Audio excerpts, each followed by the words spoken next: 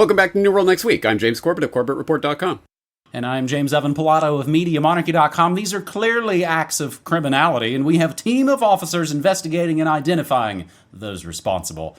We've got that good news story, plus releasing Fukushima water, but first, are they prepping for Scamdemic 2.0? Good stuff from offguardian.org. The buzz around the alt news sphere the last few days has been that the man is planning to bring back pandemic restrictions. And there's some evidence that this could very well be true. As it so often does, it started with Alex Jones, reporting that a whistleblower from the TSA had informed him the U.S. government was going to start bringing back COVID restrictions starting in October and going full-blown lockdown by December. There's also the fact we're suddenly being told about these spike cases, and not one, not two, but three new variants. Eris, Pi, and Pirola have hit the headlines. Esoteric sidebar, Chris Knowles and others recently noted, never ascribe to stupidity, that which can be adequately explained as ritualism. And I haven't even had the time to dive into these names, but again, obviously, they know what they're doing esoterically. Meanwhile, some places are bringing back mask mandates already, such as Morris Brown College in Atlanta, Georgia. And it's not just the U.S. either. A hospital in Dublin reinstituted COVID rules. And apparently the UK is hiring. The UK's government's health security agency looking to hire a vaccine supply operations overseer. Overseer? That sounds kind of racist. For the upcoming largest vaccination program, which is to be delivered at pace. Neil Ferguson even emerged from hiding to warn against the Pirola variant. So those warning we're in for another pandemic aren't panicking over nothing. There's no smoke without fire, and there's definitely a lot of smoke. A lot of suspicious smoke, you might say. An orgy of evidence, always kind of sketchy. And given how watchful COVID skeptics are likely to be, for the establishment to advertise their false flag events in advance would probably be a tactical error. Other explanations then. Off Guardian says we're maybe looking at three potential plans and scenarios here. Number one, it really is Scamdemic 2.0. The reason they look like they're going to redo COVID is because they're going to redo COVID. They're not shy about making their agenda plain a lot of the time, and this is a rather egregious example. Number two, it's a bluff to discredit alt media. A standard ploy. The establishment deliberately feeds the anxieties of the freaked out independent media outlets who reflexively report that the sky is falling, and then when it doesn't, makes the indie media look like the boy who cried wolf. Number three, it's about vaccines. As covered in the recent Eris piece on Off Guardian, the latest COVID vaccines are set to be released next month, James, as we often joke. You don't introduce a new product in August. And this all amid the uptake rates, basically, that have plummeted since 2021. By discovering new variants and dangling restrictions over our collective heads like a sword of Damocles, they might just be marketing the new vax. Or, as the update to the meme we often quote here, why not all three? It's really happening. Mask mandates, contact tracing being re-implemented at colleges and offices, and the movie studio Lionsgate reinstates a mask mandate in parts of their Santa Monica office following COVID outbreak. I asked my mom today, are you seeing hype about the new variants and more mask mandates and lockdowns? And she said, yup, I did. 2 family members came home with it from their cruise, and friends, family all have it. Guess it ain't going away, but we're done with the shots. That is the best news I've heard from my parents in a while, James. But as it seems, as I think I was throwing shade at last week, the conspiratainment games are really getting to be a lot anymore. Maui, wildfires, lockdowns. Alt media, of course, doesn't care about Ohio anymore, but why aren't we talking about Putin whacking Wagner today, James? Yeah, good question. And in fact, what East Palestine? Is that in the Middle East or something? Who cares? Whatever. Maui, Lahaina, I don't know what that was all about. Now, let's all speculate about what's coming next month. Yeah, it does seem like conspiratainment games sometimes, doesn't it? With people with the attention span of a gnat directed by a 24/7 social media newsfeed that they cannot think beyond. But since we're here responding to this speculative piece, let's speculate a little bit, because I actually kind of hope that they're just going to try a Scamdemic 2.0, a Scamdemic 2.0 in the next month or two, and try to do all of the same stuff again.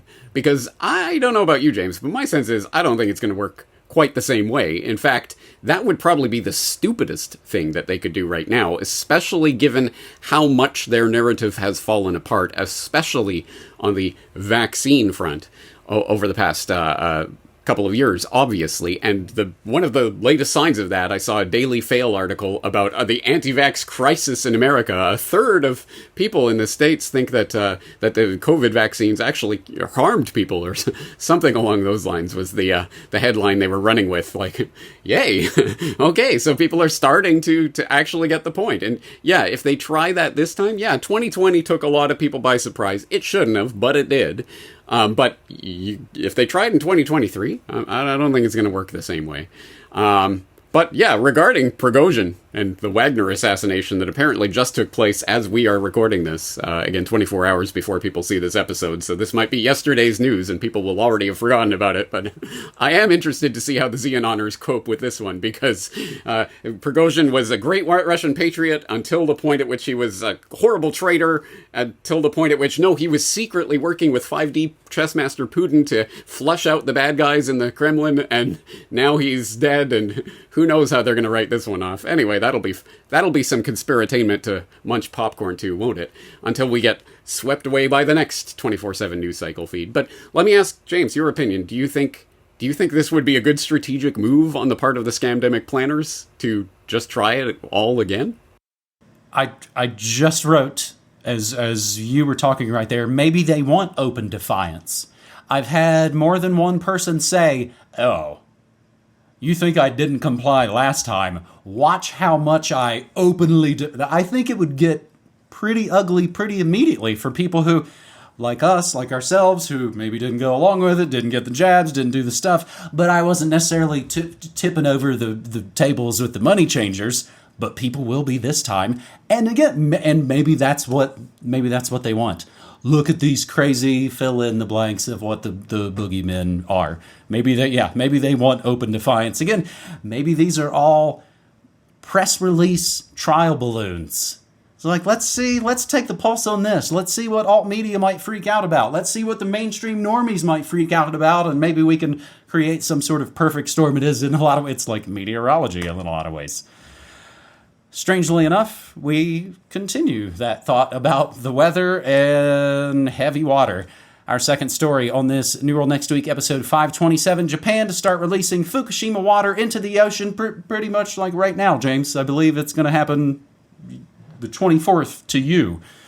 Japan said on Tuesday it will start releasing more than 1.3 million tons of treated radioactive water from the wrecked Fukushima nuclear power plant on Thursday, putting into motion a plan that has drawn strong criticism from China. The plan approved 2 years ago, and James, we have probably mentioned that on these New World Next Week episodes. The plan approved 2 years ago by the Japanese government as crucial to decommissioning the plant, operated by, of course, the Tokyo Electric Power Company, TEPCO, if you're nasty, has also faced criticism from local fishing groups who fear reputational damage and a threat to their livelihood. I don't want this fish anymore, it's radioactive. I have asked TEPCO to swiftly prepare for the water discharge in accordance with the plan approved by the Nuclear Regulation Authority and expect the water release to start on August 24th, weather conditions permitting, Prime Minister Fumio Kishida said on Tuesday morning. The announcement comes a day after the government said it had won a degree of understanding from the fishing industry over the release of the water, even as a fishing group still said it feared the reputational damage would, of course, ruin their livelihoods. I promise that we will take on the entire responsibility of ensuring the fishing industry can continue to make their living, even if that will take decades, Kishida said on Monday. Japan has said the water release is safe. EPA said the air at Ground Zero is safe to breathe. They said the water at East Palestine, Ohio is safe to drink.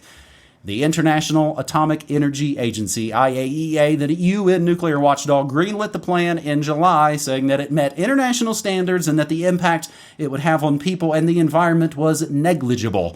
Some neighboring countries have expressed skepticism over the safety of the plan, with Beijing emerging as the biggest critic. James?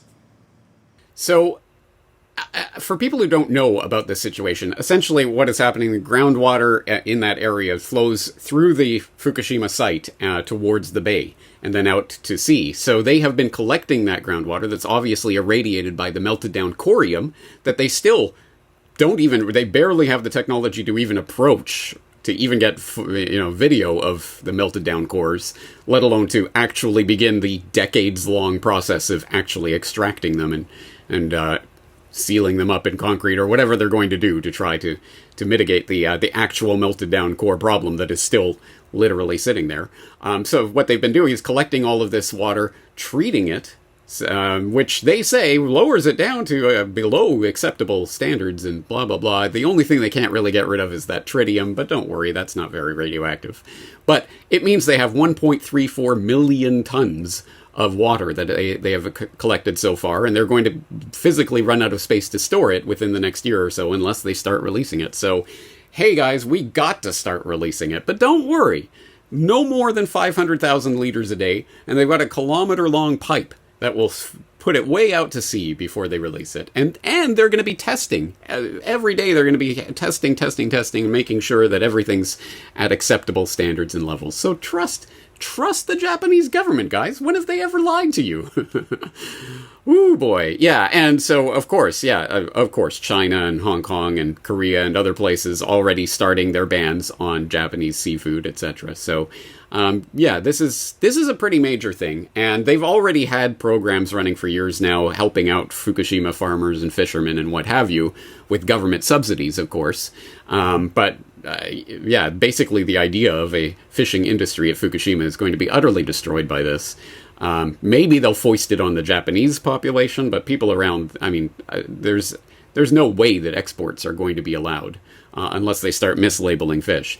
Anyway, luckily, at least personally for my family, we changed our eating habits a decade plus ago so that we are not eating Pacific side fish whatsoever. And, I guess we're just never going to change that. I guess we'll just never have those tasty treats ever again. Oh, well. Luckily, it is actually fairly easy. It is fairly well labeled here where things are coming from. Even produce, which prefecture is it coming from, etc. Again, could there be mislabeling going on, etc.? Yeah, if you're not shaking the farmer's hand, you don't know where it's coming from necessarily. But within reasonable precautions, I think that at least my family is prepared for this, and I'm assuming a lot of people. But of course, the people of Fukushima are going to be doubly what's the polite way of saying this? I can't think of a way of saying it that's not a four-letter word. Loved over by the Japanese government. First, with the obvious, ridiculous failure of any sort of standards and safety precautions regarding what happened there in the first place. But now also, of course, hey guys, don't worry, we're just going to release all this water. Goodbye, fishing industry. Goodbye, tourism to the area. Good luck. It's a mess. It's an absolute mess. And yeah, obviously I'll have more to say about this. I'll be covering it more as it happens. And as you say, as we're recording this on the morning of the 24th here in Japan, it should be happening any minute now. Don't worry, guys. They're going to be checking weather conditions and everything before they start the release to make sure, it's going out. It's not coming back in. Get ready. Well, and that's my thought when you said, oh, we built a big pipe and we're sending it far away as possible. That's, of course, all the neighbors say, oh, so you're sending it to us. Thanks a lot. I've got another personal note to ask you there. Is Fukushima Update still online? Oh, or did that actually... No, that domain has probably been seized, so if you go there, it'll probably be directing you to some scam site or something. But it's still on the way back. It's all of the pages are still preserved. You know how I feel about the loss of media being archived. Maybe I'll pull a archive.org link and put that in the show notes. In the show notes of New World Next Week, episode 527, not all heroes wear capes. Sometimes they wear hard hats while monkey-wrenching the New World Order. Police search for anti-ULEZ suspect as hundreds of cameras damaged or stolen. Grabbing this from Sky News. Again, everything we say always included in the show notes to continue the research for yourself. Police have issued an image of a man they want to speak to, I bet, in connection with the vandalism of cameras in London's controversial ultra-low emission zone, ULEZ. The devices track cars entering the zone, and motorists whose vehicles do not meet minimum emission standards are required to pay $12.50 a day or face a fine. I think the $12.50 a day is already the fine, but they call it a fee. ULEZ, which is already in place in central and inner London, due to expand the capital's borders with Buckinghamshire, Essex, Hertfordshire, Kent, and Surrey from August 29th. London Mayor Sadiq Khan has repeatedly stressed that 90% of cars driving in outer London on an average day are already compliant with ULEZ. We've already captured you. But its expansion has encountered fierce resistance in some areas due to the rising cost of living. While Londoners can apply for a grant of up to £2,000 to replace a non-compliant vehicle, such non-scrappage schemes are not in place for those who reside outside the capital. Vigilantes opposed to the move have targeted enforcement cameras installed by Transport for London, often cutting the camera's wires or completely removing the devices. Thanks for the how-to tip. The Metropolitan Police launched an operation targeting the group, who describe themselves as Blade Runners.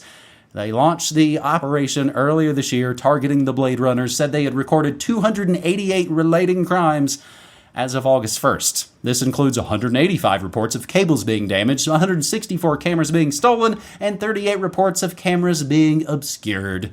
The force on Friday released an image of a man it says it wants to trace in connection with 4 offenses in Hillingdon, Harrow, and Uxbridge on 17 June. Commander Owen Richards says, "These are clearly unacceptable acts of criminality, and we have a team of officers investigating and identifying those responsible." In July, after 5 conservative-run councils brought a legal challenge, they investigated themselves and said, "Oh no, this is totally legal." More than 300 cameras damaged or stolen in just 4 months, and I will include a link to that bastion of truthiness known as Wikipedia to read more about the ultra-low emission zone. But a very different form of culture jamming, a related story. It's a very different form, but it actually has similar results, James. Baghdad advertising boards turned off over porn screening. The big propaganda telescreens. James, me and my class clown cohorts back in high school in the early 90s, we always wanted to try and figure out a way to replace the Channel 1 news tape. Remember Anderson Cooper and Lisa Ling? Channel 1 news we were forced to watch in school because it had advertisements in it as well.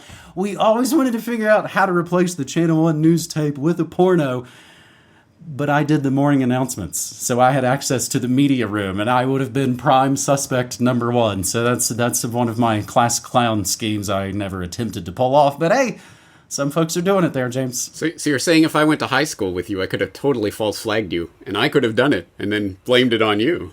Yep. Well, there you go. It wouldn't have been doubted for a second. Yeah, That's at least again why I was smart enough to not try and do it.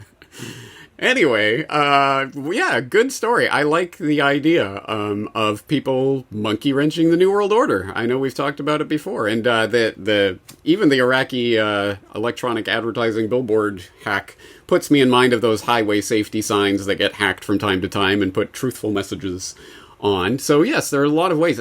Last year we were talking about the Virginia water safety technician who was quietly lowering fluoride levels for year after year after year. There's a lot of ways that people can, in seemingly low-level positions, that can actually have quite an effect on the way things work. So, of course, it is. I always like to ask people, put on your thinking cap. What are some good ways of monkey wrenching the New World Order? And James, I know you were the class clown. You're a prankster. You've often said that if you would love growing up in this era because there are so many ways that you could prank and monkey wrench things. Do you have any ideas what people might be doing if they were so inclined? Off the top of my head, I don't, and that's also the dangerous part. Is I'd love to be a prankster right now. I'd get shot. Things are far scarier and more dangerous now, and we are certainly not advocating that people out there break the law. No. But didn't we have the story just a couple of months ago with the people or I know I definitely covered it on my morning show, of people, again, in the UK that are basically wrecking the things that are trying to turn towns and neighborhoods into 15-minute cities, putting in these little blockades so you can't drive your car through. A lot of different ways. Remember, there was the nurse that was doling out saline shots instead of the killer COVID clot shots. But only one nurse. No, there wasn't a big widespread phenomenon of that going on underground. And here's another idea. How much of a QR code do you have to deface with a Sharpie before it becomes unreadable? Because I've heard, actually, they made it very redundant, so you only need 1/3 of the QR code or something. But someone out there should put that to the test. I've not actually heard that it's redundant within. So you do remind me. Here, I've got one. Now I've got one. A way to monkey wrench it. I've heard the simplest way, I've not done this or confirmed it, is to do a Sharpie and just draw in a fake square or two. And that should actually be enough. Not that it would send you to somebody else's website, but that it would probably just be enough to break it. Yeah. And that's a real quick, simple thing. You can do a little Sharpie again. Not that we would ever tell anyone to break the just laws by unelected eugenics-obsessed technocrats. That want you dead. Yeah. No, we wouldn't want to do anything. Why would you want to fight back? No. There it is. New World Next Week New Sigh. World Next Week Sigh. Right. Even when you don't think it's coming, it's a good news story to end, and we still got the sigh. There it is. New World Next Week, episode 527, of course. NewWorldNextWeek.com has the DVD, shirts, hats. We actually put a quick little discount on the Danny Casolaro Octopus radio play recently. NewWorldNextWeek.com supports us. Using the P.O. Box to circumvent the banks also supports us. Becoming monthly recurring members certainly supports our work. And I make shockingly compelling radio at MediaMonarchy.com. And I always forget to say, I play the exclusive audio of this very episode you are soaking in right now after my Thursday morning show. It's not published anywhere. It's the exclusive first play. Only me and Brock and James have heard it. And James, that is New World Next Week, episode 527, buddy. Awesome. I appreciate it, man. I'm looking forward to next week when we can figure out another way to get the New World Next Week sign in at the end. Until then, take care. Thanks so much, buddy. You too.